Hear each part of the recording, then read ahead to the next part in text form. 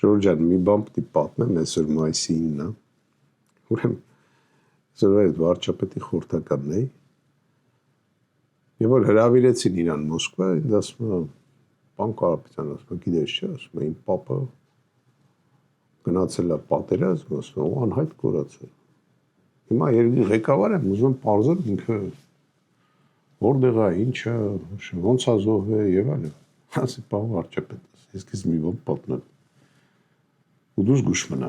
Ի վերջո չի ուզում, որ իմ երկրի ղեկավարը հանկարծ թե լինի դավաճանի զավակ։ Պարզ ասեմ ձեզ։ Ասեցի, բան մի արա այդ բան էլի ասի, ես քեզ պատմություն պատմեմ։ Առաջարկեմ ինձ լսես։ Պատերազմից հետո Բերյան Ստալինին զեկուցումա, որ մոտ 5 միլիոն դավաճան է եղել Սովետական Միությունում։ Մի մասին ասեց,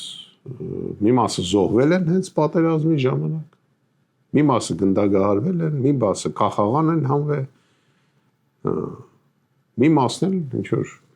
բանտերում փդում են։ Ասեց, հիմա դե ասում է պատերազմը վերջացել է, պիտի հայտնենք իրենց բարեկամներին, ծնողներին, բանի։ Ստալինն ասեց, խելք թաց է, տեսք է։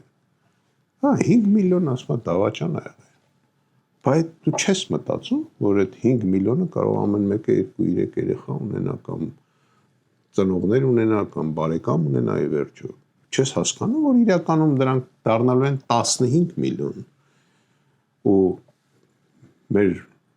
այդ երեխաները չեն կարող դպրոցում սովորեն, դե մանավանդ պատերազմից հետո հասկանում եք, որ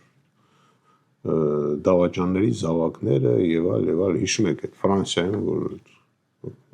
կանանց քաչալացնում էին, ես ասում Սովետական Միությունում,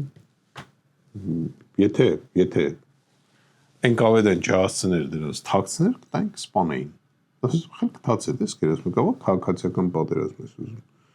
Ասես բա ինչ անեմ, ասեց Յոսիֆ Սարյանը։ Ասեց ում որ գնդագահարել ես, կախաղան ես անել, վստահ ես, որ մահացած է, դրանց ուղարկի տները իրանց դիակները կարաս ուղարկես, ու գրես պագիվ սմերցու խռաբրիխ, թող տանեն թաղեն, մի հատ էլ մեդալ կտաս, որ իրեն զավակները հանգիստ ապրեն։ Իսկ ում որ մարմինը չունես, բայց գիտես, որ դավաճան է, կգրես անհայտ կորած։ Եթե հայտնաբերվի, եթե ինչ-որ այդ մարդը հայտնաբերվի,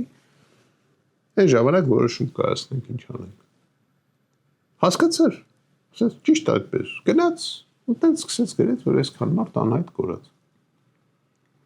Դե չեմ սա պատմում, որտեղ բոլորս հասկանում ենք, որ խնձորը ծառից հեռու չի գնում։ Ինքը ինձի հերթական անգամ չլսեց։